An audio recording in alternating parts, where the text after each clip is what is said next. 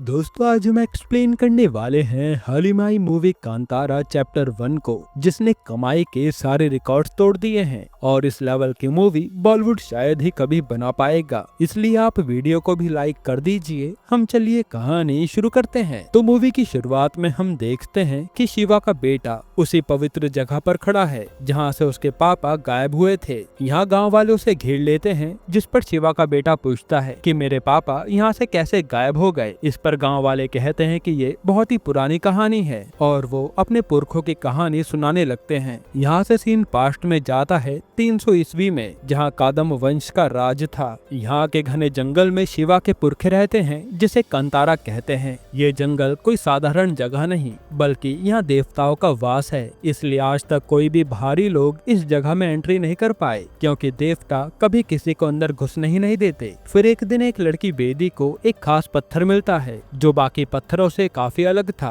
इसलिए ये लोग इस पत्थर को कांतारा के देव के रूप में पूजने लगते हैं, क्योंकि वो देव का ही प्रतीक थे जो सालों से इस जंगल की हिफाजत करते आए हैं। फिर हमें कादम वंश का राजा बांगड़ा को दिखाया जाता है, जो एक क्रूर और घमंडी राजा है। वो अपनी प्रजा को गुलामों की तरह रखता है, उन्हें मारता पीटता है और उनसे काम निकलवा कर उन्हें मरने के लिए फेंक देता है। उसकी लालची नजर कांतारा के जंगल पर भी है, पर वो कभी उस जंगल के बारे में सोच नहीं पाता, क्योंकि उसे इतना आभास है कि उस जंगल में जाना किसी खतरे से कम नहीं है। हालांकि उसे अभी जंगल की कीमती चीजों के बारे में नहीं पता, जिनका व्यापार पूरी दुनिया में हो सकता है। इसलिए राजा चुपचाप अपने राज्य में राज कर रहा है। इसके बाद हम देखते हैं कि वो राजा कांतारा के जंगल के आसपास के लोगों को मार डालता है और बाकियों को जबरन अपने राज्य में मजदूरी के लिए भेज देता है। फिर एक दिन राजा को मैकारा नाम का आदमी मछली पकड़ते हुए दिखता है, जो कांतारा का रहने वाला था। जब राजा उसे मारने वाला होता है तो मैकारा की जेब से कुछ अनोखे अनाज निकलते हैं जो कहीं और नहीं मिलते। ये देख राजा हैरान रह जाता है और उसके मन में लालच आता है कि वो इससे व्यापार कर सकता है, जिससे उसके पास और खजाना आ जाएगा। फिर व्यापार का लालच देखकर वो फौरन कांतारा जाकर ये सब हथियाने का फैसला करता है। अब अगले दिन अपने घमंड में चोर राजा अपने 5 साल के बेटे राजशेखर को भी साथ लेकर जाता है, ये सोचकर कि वो जंगल को आसानी से कब्जा लेगा। लेकिन ये उसकी सबसे बड़ी भूल थी। जैसे ही वो जंगल में घुसता है, दैविक शक्तियाँ जाग जाती हैं और राजा के सारे सैनिक एक के बाद एक मरने लगते हैं। ये दृश्य बहुत ही भयानक था। जिसके बाद वो दैवीय शक्ति राजा को भी मार डालती है और यहाँ सिर्फ छोटा राजशेखर बचता है, जो नदी में बहता हुआ कारपा कबीले के पास पहुँच जाता है। असल में ये कबीला कांतारा जंगल में काली शक्ति इस्तेमाल करने के लिए प्रसिद्ध था। इसी कारण से ये लोग जंगल में छुपकर रहते थे। उन्होंने कई बार देव को अपने वश में करने की कोशिश की,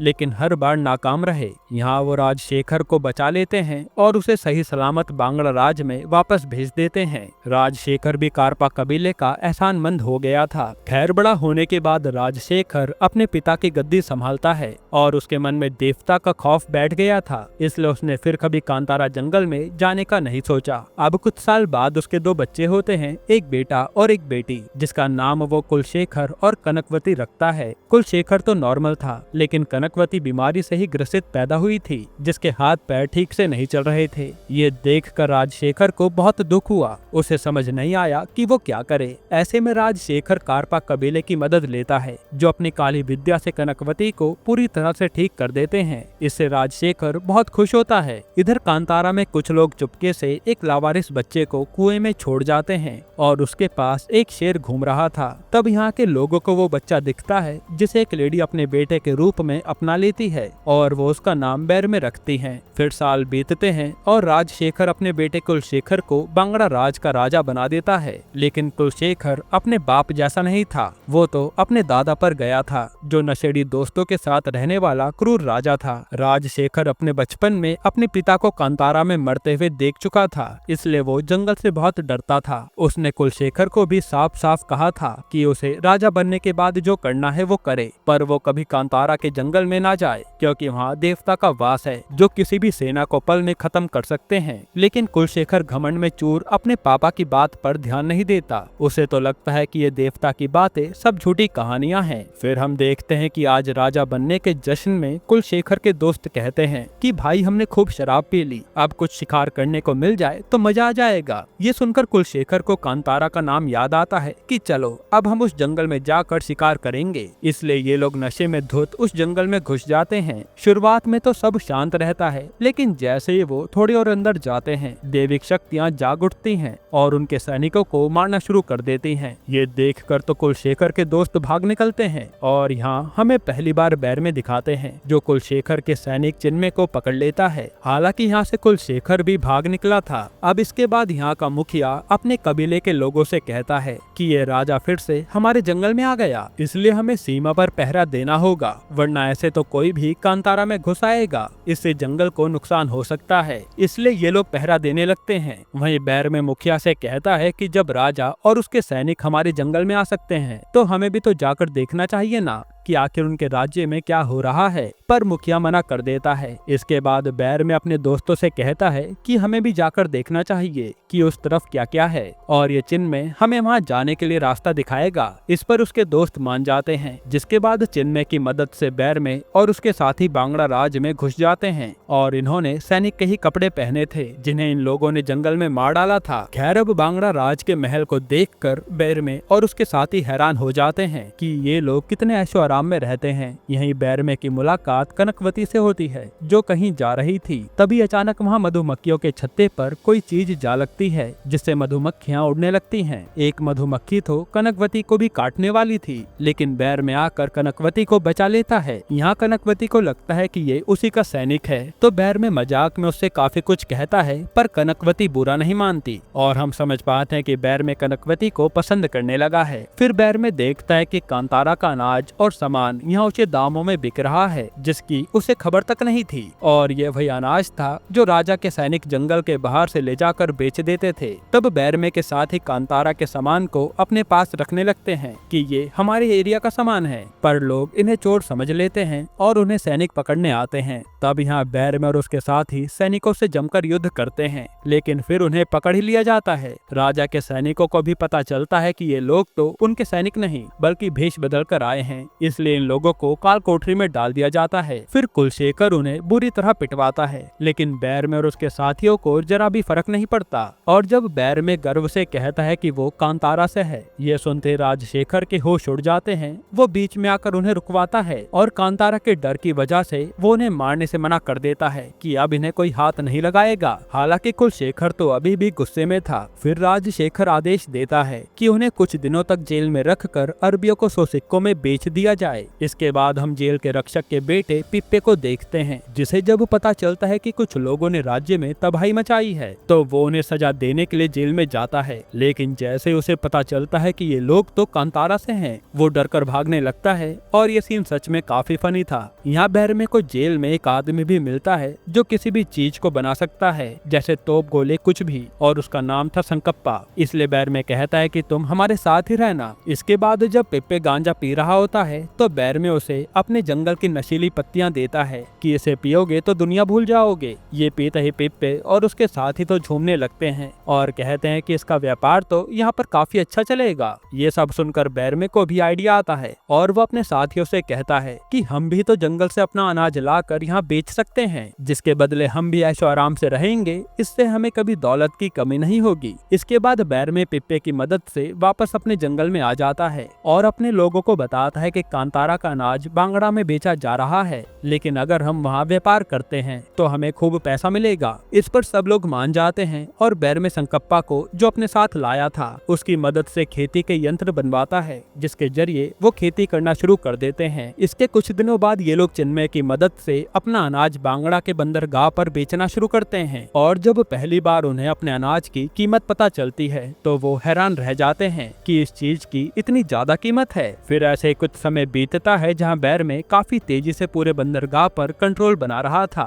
फिर कुछ समय में कनकवती को इस व्यापार की खबर लगती है तो वो उसे रोकने की बजाय बैरमे का साथ देती है और उसे व्यापार के बारे में सिखाती है। असल में कनकवती दिल की बहुत अच्छी थी और कुछ ही दिनों में इन दोनों की काफी अच्छी दोस्ती भी हो जाती है और हम समझ पाते हैं कि ये दोनों एक दूसरे से प्यार करने लगे हैं। हालांकि एक दिन जब कनकवती बैरमे के करीब आने की कोशिश करती है तो बैरमे पीछे हट जाता है, क्योंकि वो नहीं चाहता कि एक रानी उससे प्यार करे, क्योंकि कहाँ बैर में जंगल का आदमी और कहाँ कनकवती महल की रानी। इसलिए बैर में कनकवती से दूर हो गया था। उधर कुलशेखर को बंदरगाह पर हो रहे व्यापार का पता चलता है, तो वो अपने सेनापति को कांतारा के लोगों को भगाने के लिए कहता है, लेकिन बैर में उन्हें बुरी तरह पीटकर भगा देता है। इसके बाद कनकवती कुलशेखर को समझाती है कि कांतारा वालों से उलझना ठीक नहीं है, क्योंकि वहाँ दिव्य शक्ति है। पर कुलशेखर कहाँ मानने वाला था। वो तो उल्टा कहता है कि मैं इन जंगलियों को छोड़ूंगा नहीं, क्योंकि बैरमे ने पूरा बंदरगाह अपने कब्जे में कर लिया है। इसके बाद हम देखते हैं कि अनाज की तलाश में बैरमे और उसके साथी कांतारा के घने जंगल से दूर निकल जाते हैं, क्योंकि अपनी साइड के अनाज को तो इन लोगों ने पहले ही बेच दिया है। तब यहाँ कारपा कबीले के लोग उन पर हमला करते हैं और बैरमे के साथियों को बुरी तरह पीटा जाता है। फिर जब वो लोग उन्हें मारने वाले होते हैं, तभी बाघ देवता प्रकट होते हैं, जो कारपा के सेनापति को मारकर अपने साथ ले जा लेते हैं। ये देवता बैरमे की ही मदद कर रहे थे। तब बैरमे बचकर कांतारा लौट आता है। इधर बंदरगाह पर कांतारा के कब्जे से बौखलाकर कुलशेखर अपने पिता से कहता है कि वो कांतारा पर हमला करेगा। ये सुनते राजशेखर अपने बेटे को खूब डांटता है, क्योंकि वो जानता था कि वहाँ जाने वाला कभी लौटकर नहीं आ पाएगा। लेकिन कुलशेखर नहीं मानता। वो तो अपने पिता को धोखे से एक जड़ी बूटी खिलवाकर 2 दिन के लिए बेहोश करवा देता है, क्योंकि राजशेखर उसे ऐसे कभी जाने नहीं देता। फिर कुलशेखर अपने सैनिकों के साथ कांतारा पहुंचता है और पूरे जंगल में आग लगा देता है। यहाँ कांतारा जब जलने लगता है, उस वक्त बैरमे और उसके साथी जंगल के अंदर थे, इसलिए वो समय से पहुंच नहीं पाते। वहीं कांतारा के कई लोग मारे जाते हैं, जिसमें बैरमे की माँ भी थी। फिर जब कांतारा के लोग हताश होकर अपने देव को पुकारते हैं, तभी बैरमे वापस आता है और यहाँ बैरमे के अंदर एकदम से देवता आ जाते हैं, जिससे बैरमे का शरीर कांपने लगता है। ये सीन देखने में काफी खतरनाक था। यहाँ कुलशेखर पहले सोचता है कि ये बैरमे नाटक कर रहा है, लेकिन पलक झपकते ही देवरूपी बैरमे उसके सारे सैनिकों को गुड्डे गुड़िया की तरह मार डालता है। फिर वो कुलशेखर के पास आकर बैरमे को अपने दांतों से चीर डालता है, क्योंकि देवता को कुलशेखर पर काफी गुस्सा आ गया था। और यहाँ कांतारा के लोग समझ गए थे कि बैरमे के अंदर देवता आए हैं, इसलिए उनकी जान बच पाई और वो लोग देवता को भोग भी चढ़ाते हैं। फिर 2 दिन बाद राजशेखर को होश आता है और अपने बेटे की मौत की खबर सुनकर वो पूरी तरह टूट जाता है कि मैं अपने बच्चे को जाने से रोक नहीं पाया। फिर जब राजशेखर कुलशेखर को अग्नि देने जाता है, तो सबसे पहले उस आदमी को मार देता है जिसने कुलशेखर के कहने पर उसे बेहोशी की जड़ी बूटी खिलाई। इसी के बाद से बांगड़ा राज में अशांति फैल जाती है और हर तरफ भुखमरी फैल रही थी। फिर पता चलता है कि राज्य का शिवलिंग खंडित हो चुका है, जो बहुत बड़े संकट का प्रतीक है। एक तरह से पूरा राज्य ही खत्म होने वाला था। यहाँ के पुजारी भी बताते हैं कि अगर नए देवता की स्थापना नहीं हुई तो राज्य का विनाश तय है। ये सुनकर राजशेखर और कनकवती कुछ सोचने लगते हैं। उधर कांतारा के लोग फैसला करते हैं कि बांगड़ा राज का कोई भी इंसान उनकी सीमा में आएगा तो वह उसे मार देंगे, क्योंकि कुलशेखर के सैनिकों ने उनके कई सारे लोगों को मार डाला, यहाँ तक कि बैरमे की माँ को भी, जिससे बैरमे सबसे ज्यादा गुस्से में था। इधर कुलशेखर की मौत के बाद उसकी बहन कनकवती बड़ा जोखिम लेकर कांतारा पहुँचती है। तब कांतारा के लोग सबसे पहले उसके सैनिकों को मार डालते हैं। फिर कनकवती बैरमे के पास आती है और घुटनों पर बैठकर उनसे कहती है कि हमारा शिवलिंग खंडित हो चुका है, ऐसे में पूरा राज्य तबाह होने वाला है। अगर आपके देवता का आशीर्वाद हमारे राज्य पर आ जाए तो बड़ी मेहरबानी होगी। इस पर बैरमे मना कर देता है कि हमारे देवता कहीं नहीं जाएंगे। तब कनकवती कहती है कि क्या वो सिर्फ तुम्हारे देवता हैं? क्या हम उनके बच्चे नहीं हैं? जो बात बैरमे को सही लगती है कि हम सब तो देवता के बच्चे ही हैं। इसके बाद देवता का आवाहन किया जाता है और देव कहते हैं कि सब लोग मेरे बच्चे हैं, सबकी रक्षा करना मेरा धर्म है। मैं बांगड़ा में रहकर भी सबकी हिफाजत करूंगा और कांतारा हमेशा सुरक्षित रहेगा। तब देव की आज्ञा लेने के बाद बैरमे और कांतारा के लोग शिवलिंग और देवताओं की मूर्तियां लेकर बांगड़ा राज जाते हैं। वहाँ नए शिवलिंग की भव्य स्थापना होती है और पूरे त्योहार की तरह इसे सेलिब्रेट किया जाता है। फिर राजशेखर सबका शुक्रिया अदा करता है और बैरमे से कहता है कि मुझे एक चीज और दे दो। बैरमे कहता है कि बताइए। तो राजशेखर उससे बंदरगाह छोड़ने के लिए कहता है, क्योंकि उसके लोगों ने पूरे बंदरगाह को अपने कंट्रोल में कर रखा था। तब बैरमे मान जाता है, लेकिन वो शर्त रखता है कि उनकी जेल में बंद सारे लोगों को रिहा किया जाए। तब राजशेखर ये मान जाता है और कांतारा के लोग आजाद आजाद होकर घर लौटते हैं, जिससे सारे लोग खुश थे और राज्य भी तबाह होने से बच गया था। फिर कुछ दिन ऐसे ही बीतते हैं और फिर कांतारा में कई सारी अशुभ घटनाएं घटने लगती हैं। पेड़ सूखने लगते हैं, पशु पक्षी मरने लगते हैं, वहीं एक रहस्यमय बीमारी बच्चों और बूढ़ों की जान लेने लगती है। ये देख यहाँ के लोगों को लगने लग जाता है कि शायद देवता हमसे नाराज हैं। तभी बैरमे को एक सपना आता है, जिसमें बैरमे को पता चलता है कि किसी ने उनके देव को अपने वश में कर लिया है और ये कारपा कबीले की करतूत थी, जो सालों से काली विद्या पर काम कर रहे थे। फिर हमारे सामने सबसे बड़ा ट्विस्ट रिवील होता है कि साजिश का सबसे बड़ा मोहरा थी कनकवती। असल में कनकवती को कारपा कबीले ने बचाया था, इसलिए वो उन्हें अपने पुरखों से भी ज्यादा मानती थी। बैरमे को सपने से पता चलता है कि जब देव कांतारा में थे तब वह सुरक्षित थे, लेकिन बांगड़ा राज पहुंचते ही राजशेखर, कनकवती और कारपा कबीले ने मिलकर एक बड़ी साजिश रची और देव को अपने वश में कर लिया। अब देव को वश में करने के बाद राजशेखर और कनकवती कारपा कबीले के साथ एक ऐसी शक्ति बना रहे थे जिसके जरिए वो कांतारा को खत्म कर सके। ये सच जानने के बाद बैरमे कांतारा के हर इंसान को युद्ध के लिए तैयार करता है और बताता है कि हमारे देव खतरे में हैं, हमें अपने देव को बचाना ही होगा वरना हम सब खत्म हो जाएंगे। तब कांतारा के लोग बांगड़ा राज की सीमा पर पहुंचते हैं, जहां ढेर सारे सैनिक उनका इंतजार कर रहे थे और यहाँ भयानक युद्ध शुरू हो जाता है। इधर कारपा कबीले के लोग अपनी काली शक्ति को जागृत कर रहे थे और कनकवती अपने पिता के अंदर अपने दादा की शैतानी आत्मा को बुला लेती है, जिससे वो देव से लड़ सकें। इसके बाद हम देखते हैं कि कारपा कबीले के लोग राजशेखर और कनकवती मिलकर बैरमे पर भारी पड़ने लगते हैं और कनकवती ने चुपके से बैरमे का बाल भी रख लिया था, इसलिए वो काले जादू की मदद से उसे कमजोर कर देती है, जिसके कारण बैरमे ठीक से लड़ नहीं पाता और ये लोग उसे खूब मारते हैं। तभी वहाँ मैकारा आता है। ये वही इंसान है जिसे राजशेखर के बाप ने मारने की कोशिश की थी और उसे उसके पास से अनाज मिले थे। यहाँ मैकारा को देखकर हम समझ पाते हैं कि वो कोई इंसान नहीं है बल्कि देवता का गण है, जो बैरमे को बताता है कि शायद तुम्हें पता नहीं तुम कौन हो, तुम्हें उसी कुएं में जाना होगा जहाँ से तुम मिले थे, तुम्हें असलियत पता चल जाएगी। तब बैरमे उसी कुएं में जाता है। वहाँ उसे एक गुप्त रास्ता मिलता है जो उसे एक पवित्र जगह पर ले आता है और वहाँ एक शिवलिंग और त्रिशूल रखे थे। फिर जैसे बैरमे आगे बढ़ता है तो उसे एक ब्रह्म राक्षस मिलता है, जिसके बारे में बैरमे ने पहले कहानी सुनी थी और वो ये देखकर चौंक जाता है कि ये सच में है। अब यहाँ ब्रह्म राक्षस बैरमे को मारने लगता है क्योंकि वो यहाँ का रक्षक था। तभी गलती से बैरमे वहाँ का त्रिशूल पकड़ लेता है, जिससे ब्रह्म राक्षस रुककर उसे प्रणाम करता है क्योंकि वो समझ गया था कि ये जंगल का रक्षक है, इसलिए ब्रह्म राक्षस यहाँ से चला जाता है। जिसके बाद हम देखते हैं कि सारी दैविक शक्तियाँ अब बैरमे में समा गई थी और वो ताकत के साथ उस जगह वापस आता है और यहाँ उसके साथ शेर भी मौजूद था, जो मिलकर यहाँ दुश्मनों को मारने लगते हैं। फिर यहाँ बैरमे के सामने कनकवती आकर खड़ी हो जाती है